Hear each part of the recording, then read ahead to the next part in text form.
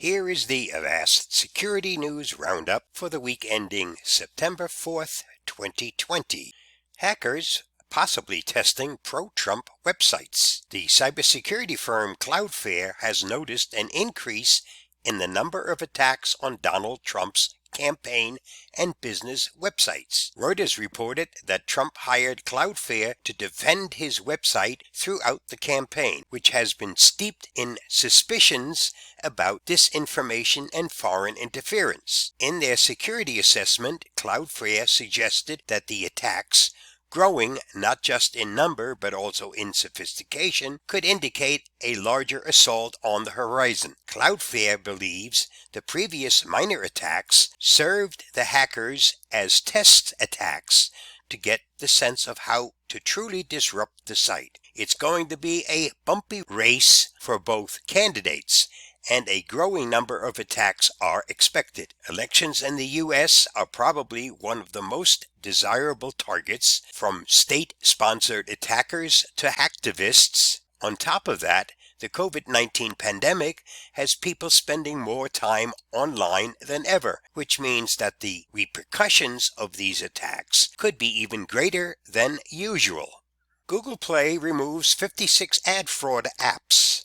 Google removed 56 malicious apps from the Google Play Store after researchers alerted the company about a sophisticated botnet called Terracotta, which had been uploading malicious Android apps to the store. Security firm White Ops had been tracking Terracotta since 2019. The apps uploaded to the Google Play Store by the botnet usually offered users free merchandise or services such as shoes and dental treatments. The apps informed users that in order to receive the free bonuses, they must leave the app installed on their phone for 2 weeks. During that time, however, the malicious apps would use the device's battery power and internet connection to surreptitiously execute ad fraud in the background. If it sounds too good to be true, it usually is.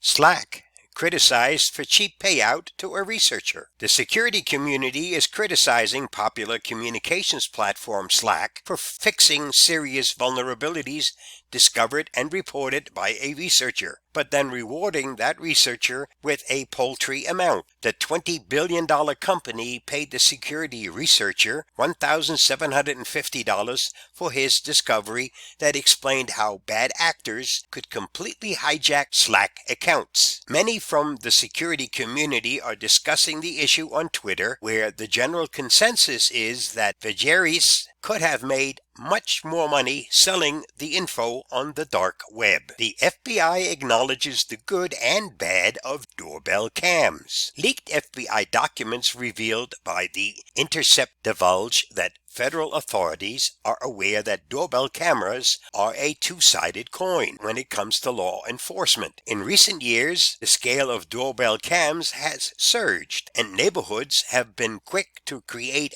hyper-local social media sites where residents can share footage of suspicious activity in their area. Local police have partnered with residents in some areas to use the shared footage to solve crimes. Yet, while doorbell cams do tend to discourage burglars, they can also foil law enforcement by sensing and giving away police activity on the premises. Facebook and other sites use dark patterns to manipulate users. While social media sites may seem to put privacy controls in the user's hands, some security experts point out that there are dark patterns afoot whereby various websites try to force users' hands or otherwise convince them to make certain choices. A researcher at Purdue University identified 5 basic types of dark patterns: nagging, obstruction, sneaking, interface interference, and force action. All 5 types show up in privacy controls, such as when Instagram nags users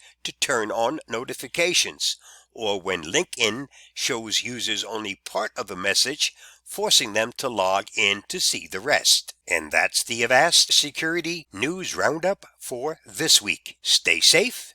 See you next week. Bye-bye.